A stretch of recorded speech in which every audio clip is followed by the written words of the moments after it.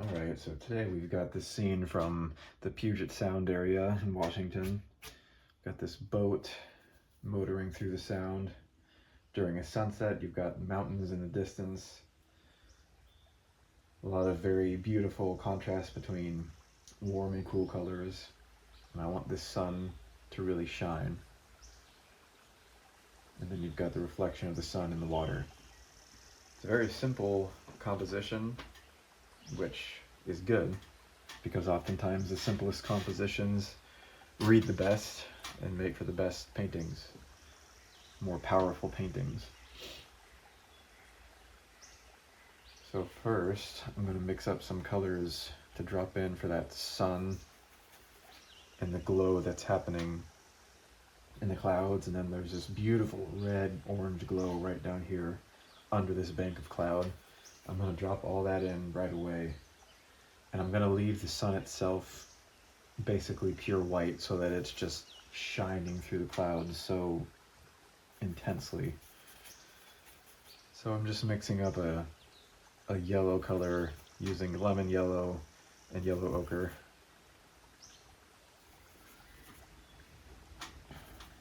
Letting my paper dry just a little bit more, which will make it a little easier to control things working with the clouds. This side's already quite dry. I'm going to mix up a orangish red for the bottom part. About like that. Okay.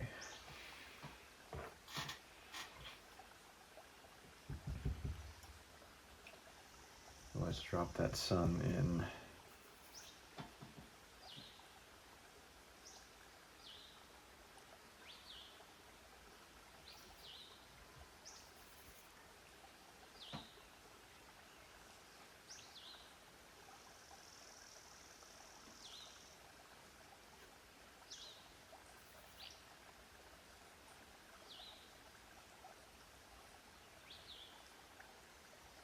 This scene has two of my favorite things to paint: skies and water.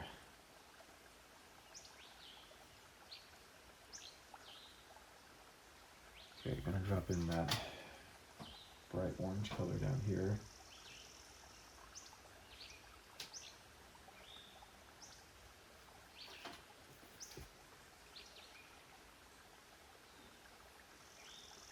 I do need to work a little bit quickly in this stage so that everything stays wet. The top part of the sky also has a faint glow to it, so I'm just going to drop in that with the rest of this color I used for the sun. It's very faint,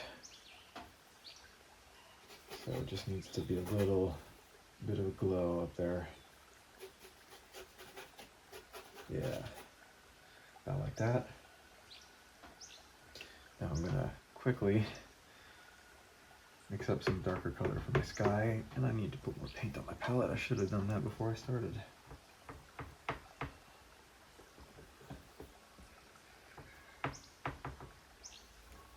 Usually I would try to cover the entire paper while it's still damp, but when I'm doing skies like this, I'll just focus on the sky before everything dries out.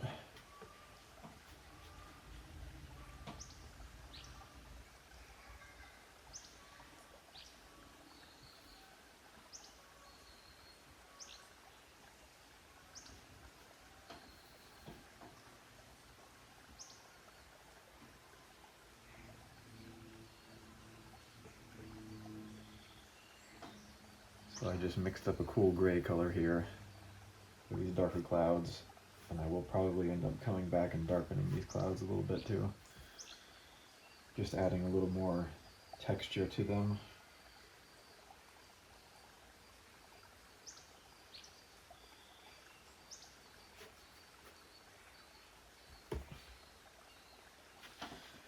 And it's drying pretty quick.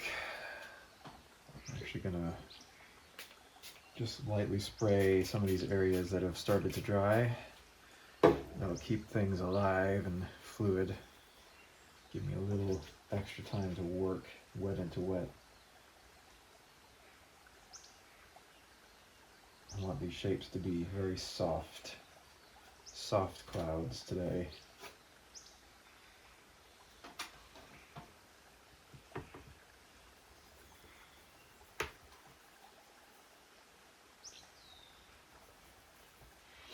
Mostly soft clouds.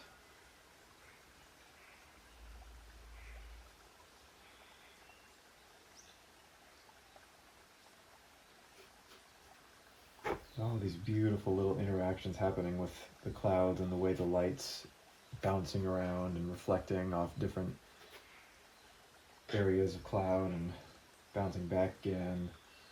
There's just so much going on. So many little intricate details.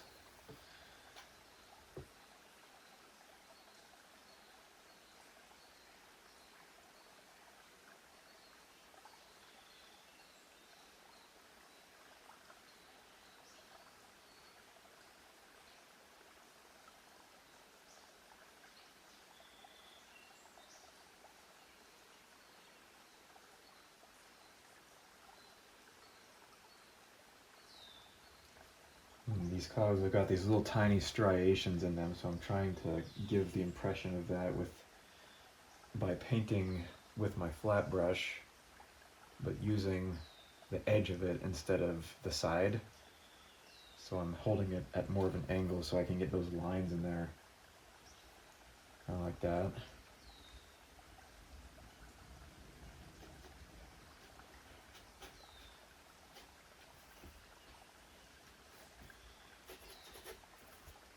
The gray gets a little lighter up at the top because there's some of that sun peeking through, so I'm just going to drop it around the edges like this, and then I'm going to take a clean, damp brush, and I'm going to use that to blend things together. So I'm just getting some water on it and then wiping most of it off on my rag. So it should be damp but not wet, and then you can really soften up these edges.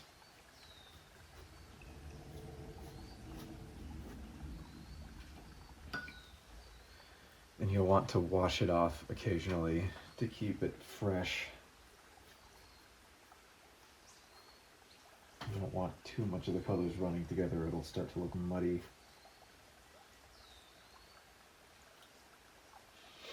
I'm going to clean up the edges around the sun to make it more of a disc.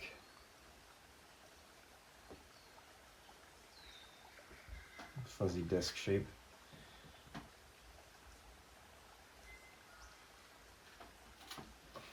Yeah, it's looking pretty good.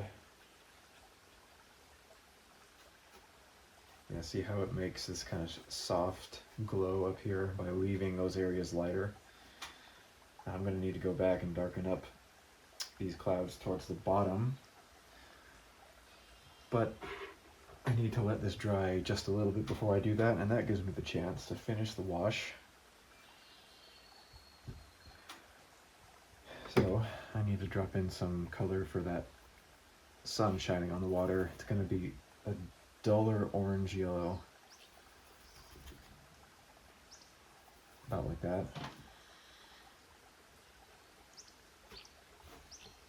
I'm actually going to spray this down too, again.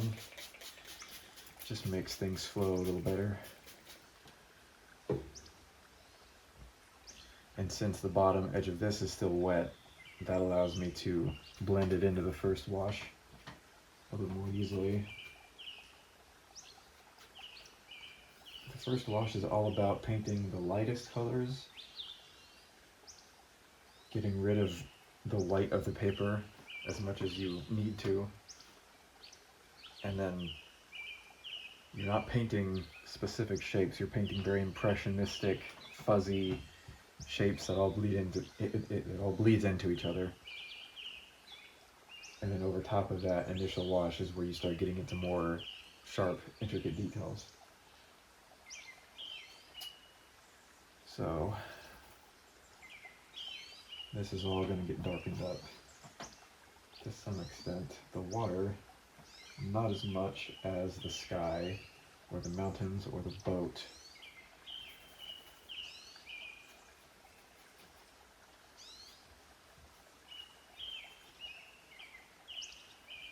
this tree line and the mountains in the background act as a perfect natural frame for this water. It's a really beautiful picture. My friend took this picture when she was in Washington last week and was kind enough to let me use it as a reference photo. And this water is an interesting color. And there's some subtle things happening around the edges of this glow. It actually gets a little red towards the edges. And I'm going to make that a little more noticeable in the painting. Sometimes I'll take certain features of the picture and I will either exaggerate them or downplay them in the painting, depending on what I feel the scene needs. So I'm never trying to copy the painting, I'm never trying to copy the picture in my painting. I'm just using it as a reference, as a starting point, as inspiration. And from there I can tweak it however I want to. I do still stay mostly true to the photos I use, because I'm only really using photos that I think will make for good paintings as they are. And then from there it's just subtle variation and tweaking little things here and there. So I'm just mixing a light gray color for the water. Kind of washed out gray, basically neutral gray, maybe a little on the cool side.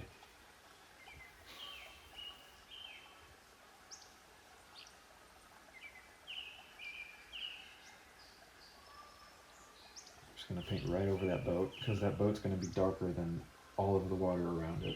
So I can just paint right through it. Don't need to worry about painting around it, because it will be darker than what's underneath it.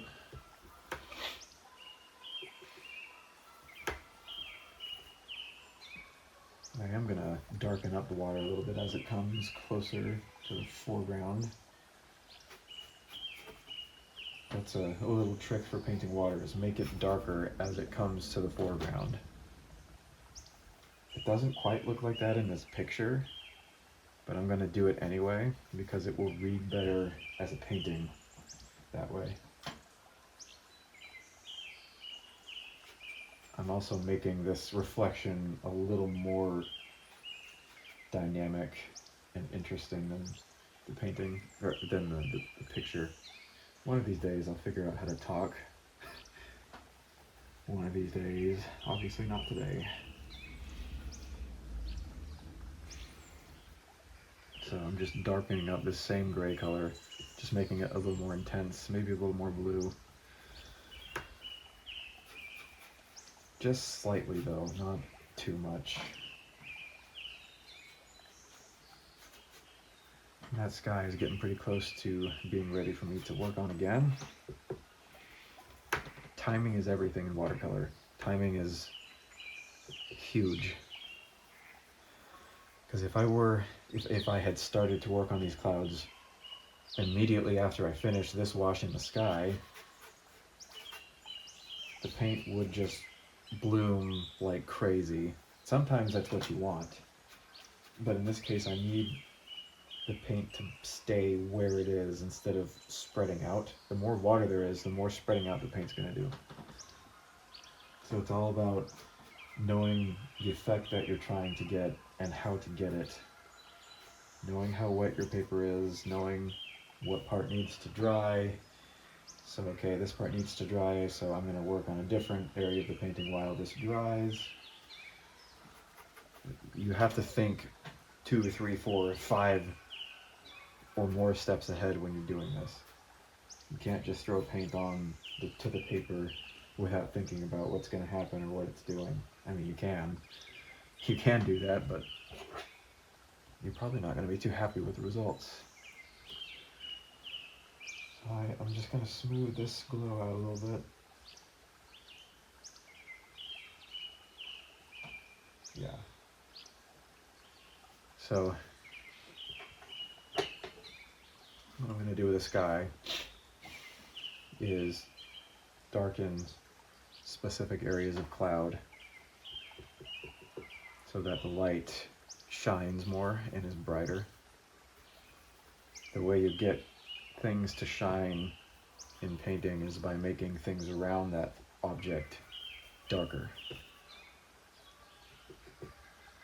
I might throw a little bit of neutral tint in there. Or I'm sorry, this is Payne's Gray, not neutral tint. Payne's Gray is kind of a cool gray that really helps darken things down if you need. I don't have black on my palette, never use black. It's just too intense for anything I do. I accidentally splattered some paint on there, but that actually doesn't matter at all because it's just going to become part of these darker clouds anyway, and it'll add a little natural variation. Happy accidents. Watercolor is all about happy accidents and about setting yourself up for having good happy accidents. It just has a mind of its own sometimes. It's going to do what it wants.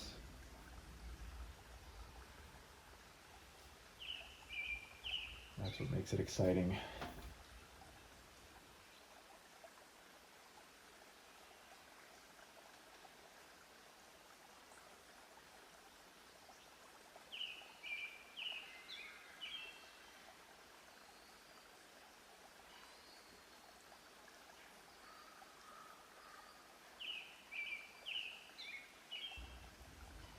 So I'm constantly dipping back into my palette and adding different levels of blue or warm into this gray color so that it adds a little bit of variation into the clouds. It just makes it look a lot more realistic.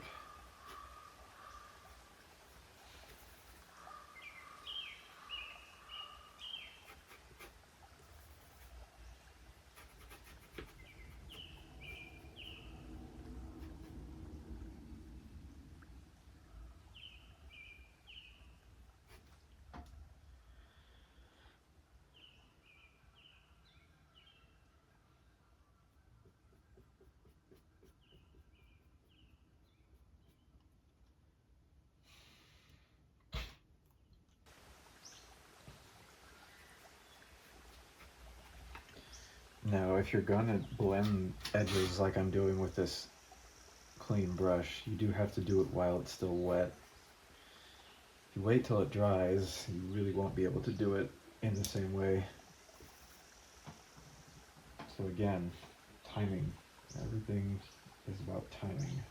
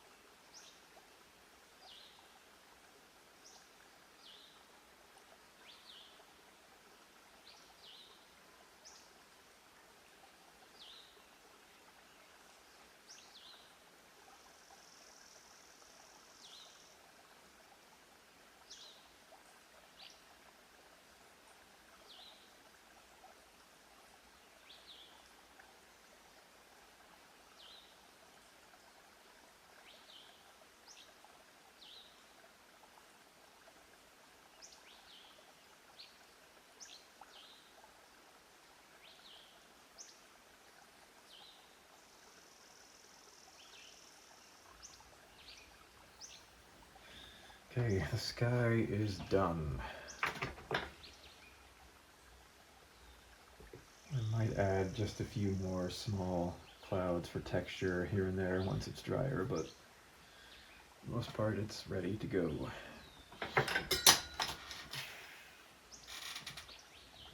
Just smoothing out a few things here and there.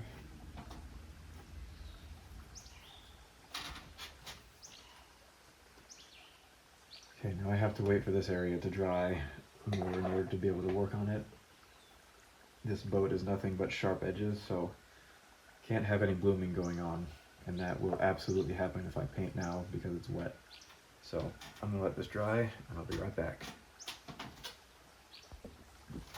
Okay, I'm gonna start adding some texture to this water.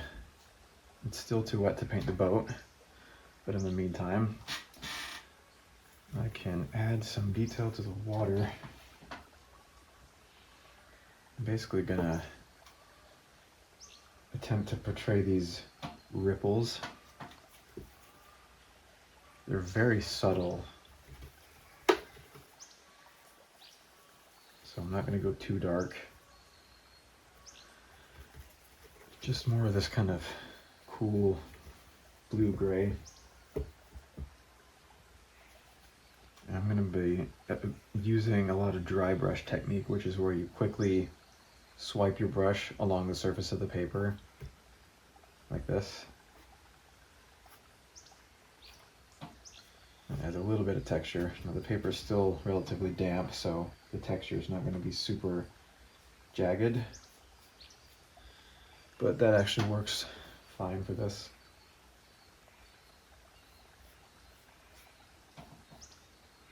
Yeah, if you want to get soft ripples, you're going to want to paint wet into wet.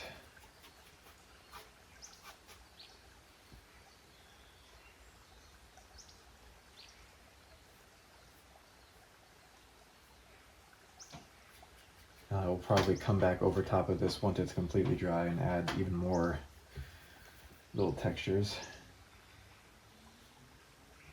I'm just adding some in now.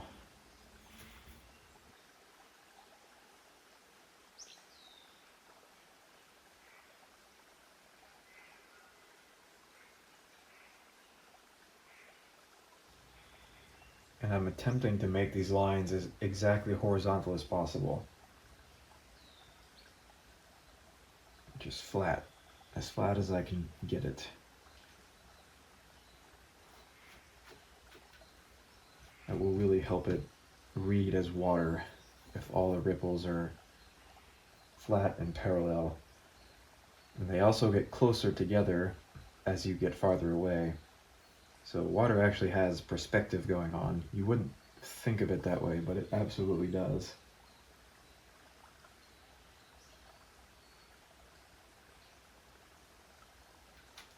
Yeah, I'm going to need to come back and darken this water up a bit so that this reflection shines more.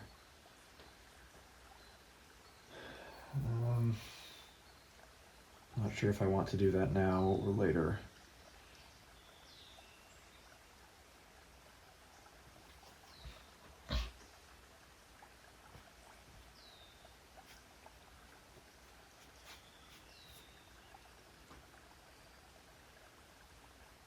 Alright, I'm going to wait for this to dry a little bit more.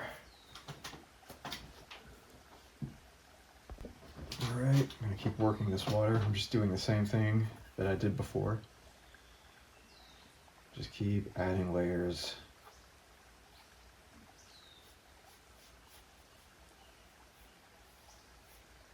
So just trying to give the impression of these gentle ripples.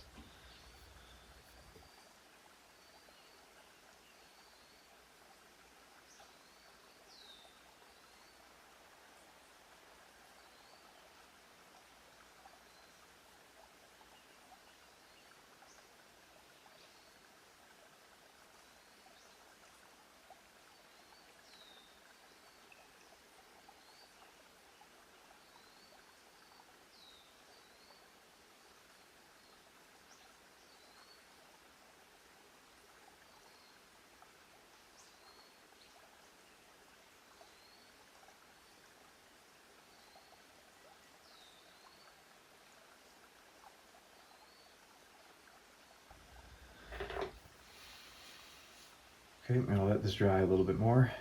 Then I'll start working on the darkest areas, which is gonna be the tree line, those mountains, this boat. Now these are all gonna be one big connected shape. And then there's a little bit of land right here, some rocks. And that's gonna help ground this painting, no pun intended. And that will help give you a starting point and a reference point for the rest of the scene. So I'll be right back. Okay, so let's add in these darker areas. For this distant tree line, just gonna mix up a very dark, cool gray. I want it to be more on the blue side. That will help give the impression of distance, the illusion of distance. I think that should be good, so.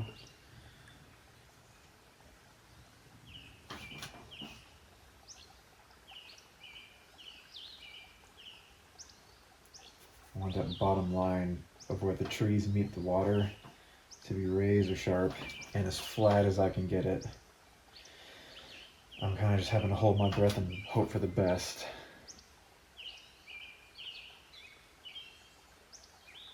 It does require a steady hand.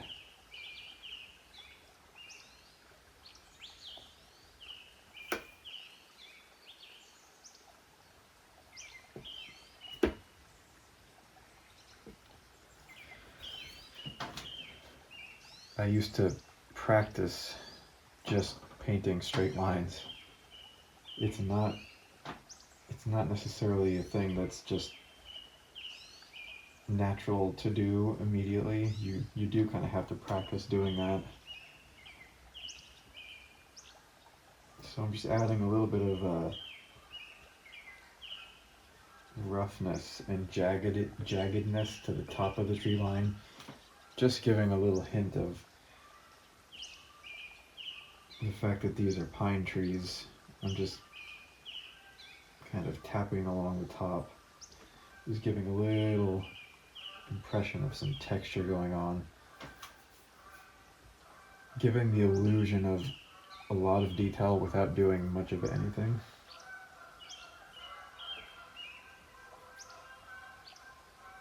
Allowing the viewer to participate in the scene by letting their mind fill in some of the details.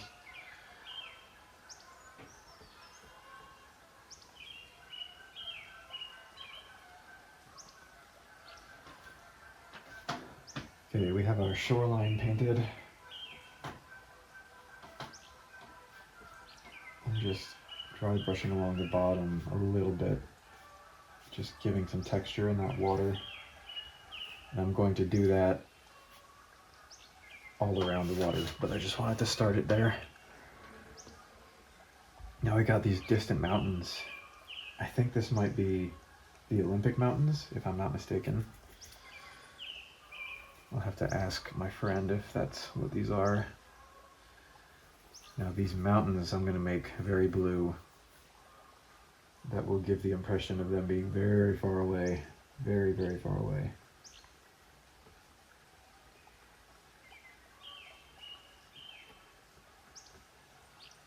It's quite a distinctive shape, so I'm trying to get as close as I can, and I'm just going to let the bottom of this mountain bleed into the top of the trees.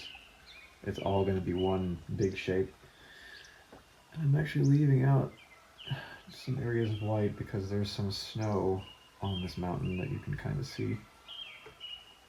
I think that's a really cool detail to leave in there.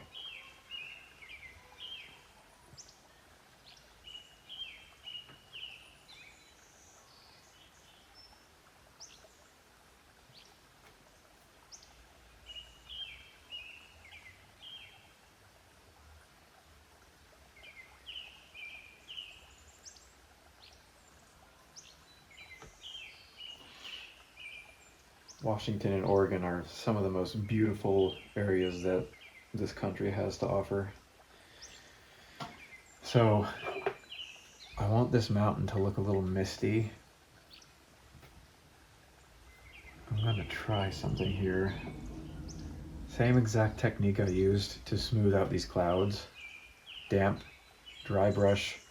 I splayed out the ends of it by just kind of doing that with my hand. I'm going to see if I can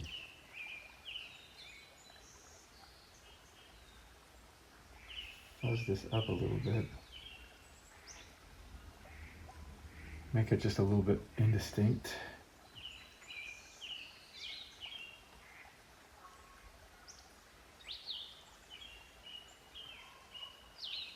Leaving some of the areas with hard edges, and that gives the illusion that there's mist or clouds covering some areas of the mountain. Yeah, look at that. That's perfect. That's exactly what I wanted.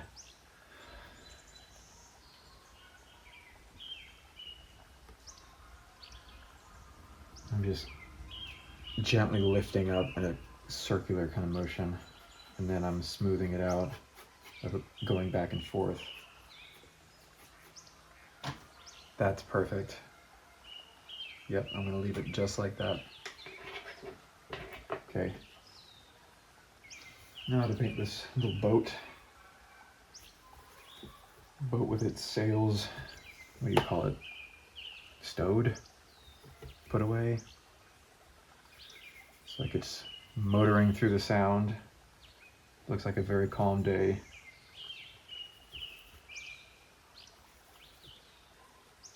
I'm gonna make this boat just a little bit warmer gray.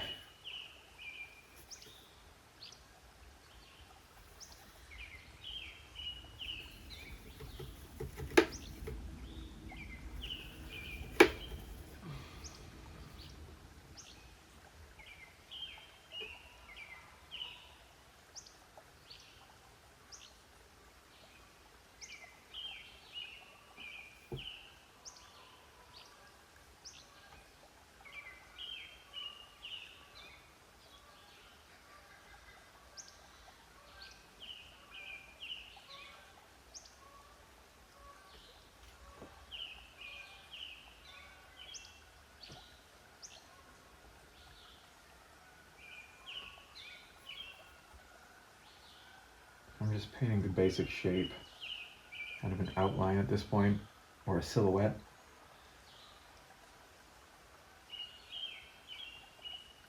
And then once this area is dry, there are some darker details that I can go in and add. Some people on the boat. I'm just drawing little splotches.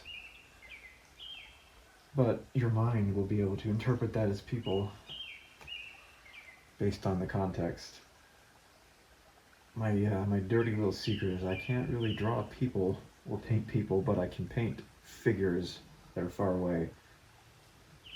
It's amazing what your mind can do to fill in the gaps.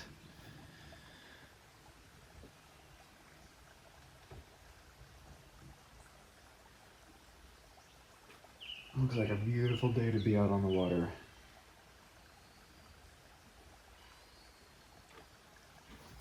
Now I got this mast sticking way up there. I want that to be very dark against the sky, so I'm going to darken this area more. And this Escoda Perla synthetic brush, it's a number 12. It's getting a little old, and the tip is starting to become less sharp, but it is still more than sharp enough to do detail work like this. So I need to draw this perfectly straight line, or as close to straight as I can get.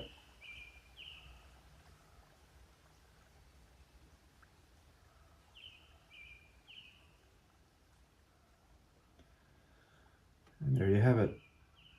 It's okay if it wobbles and wavers a little bit. That adds a little life and interest to it. There's some more fine lines going on. There's little cables and ropes. So I'm going to get that with my liner brush.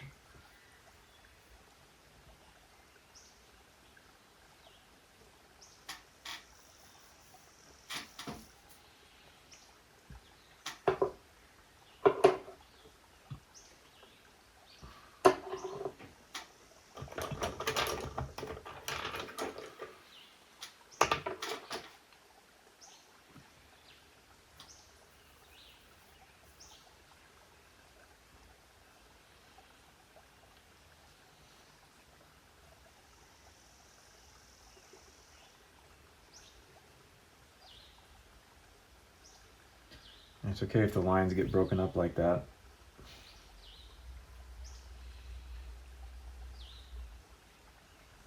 I try to do these in one smooth motion.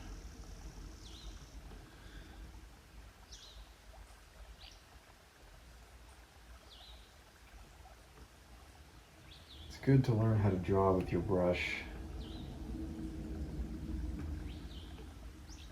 Because if you draw too much detail with your pencil beforehand in your sketch, it just becomes a paint by numbers at a certain point, and you lose some of that looseness.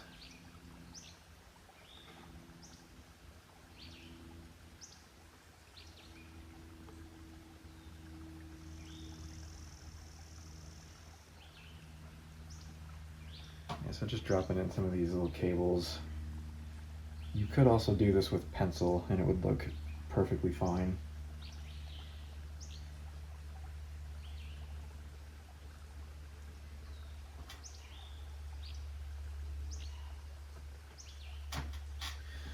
Yeah, I might put some birds in the sky too. Just add a little life. Just a few here and there. It's amazing what just dropping in a few super simple bird shapes in the sky can do to bring the painting to life. They're really just little smudges. Just kind of dropping them in here and there. Trying to make it look random.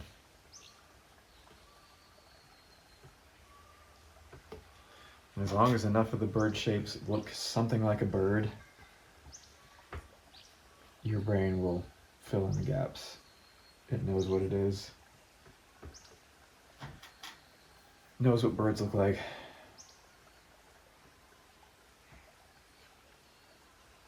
Painting has really taught me a lot about how perception works and how much work your brain actually does to just fill in gaps.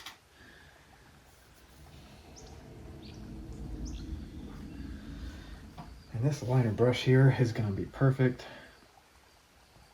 for painting these little details on the water, these little ripples, like this wake the boat is casting, for example. Breaking up the line as it goes.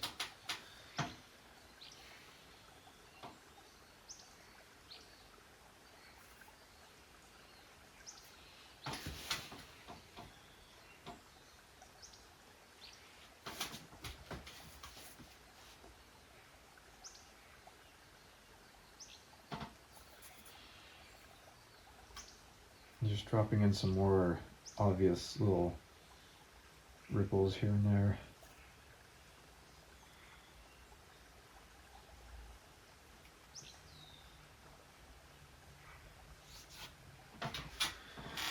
I'm going to switch back to my Escoda. I'm going to start adding some of that texture to the water. It is still missing some texture. Just a little bit. It's too dark actually. So I'm gonna...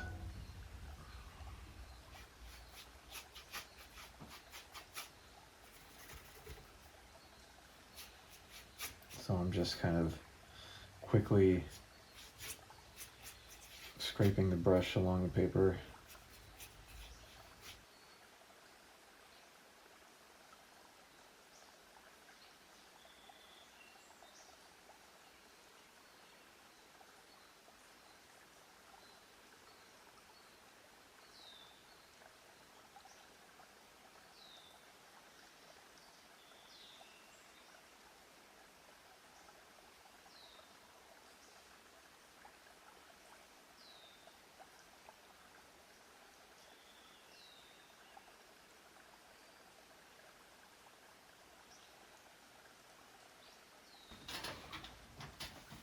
Okay, now I'm going to drop in those rocks in the foreground. Mostly just silhouettes.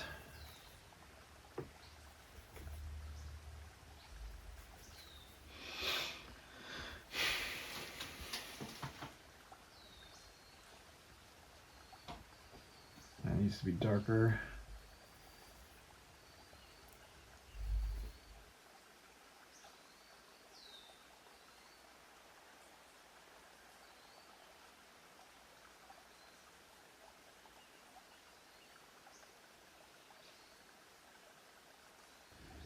There's some grass or something poking up here.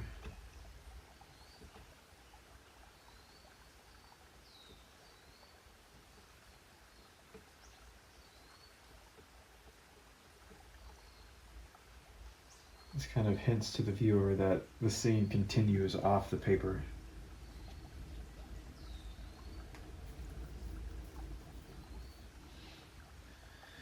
Okay, and I think our little ship here is dark enough to add, or rather dry enough to add the dark details, which I will do with my liner brush.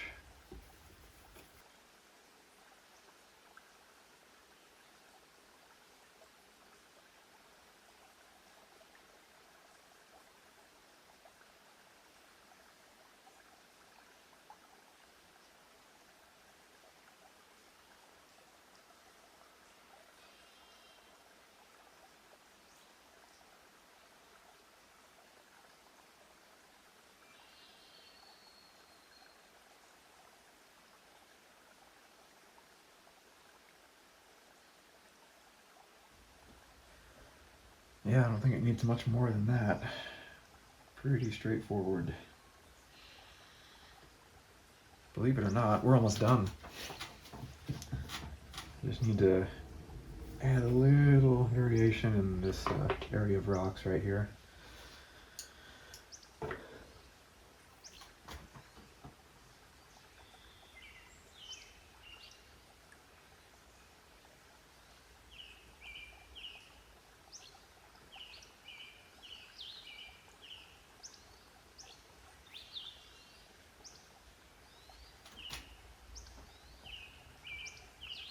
Yeah, I think that's done.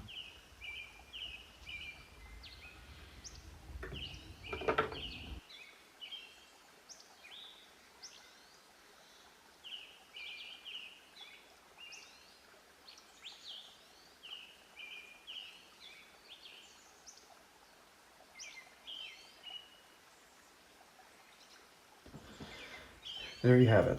Thank you very much for watching. I hope you enjoyed it, and I'll see you on the next one.